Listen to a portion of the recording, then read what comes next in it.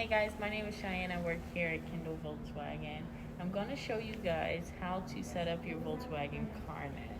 So you're just going to go to carnet.vw.com/login. It's very easy.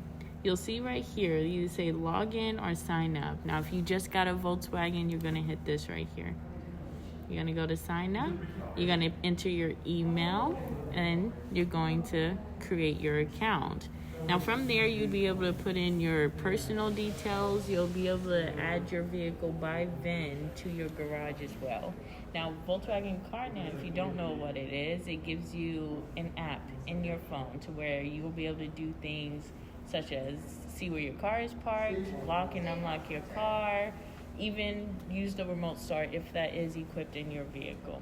Now guys, if that's something you are interested in and if that's something that sounds enticing to you, please come on down. Our 2020 Volkswagens come with their 5-year free on the CarNets, and it is amazing. We're located here at 6115 Old Seward Highway, and we hope to see you guys soon. Thank you.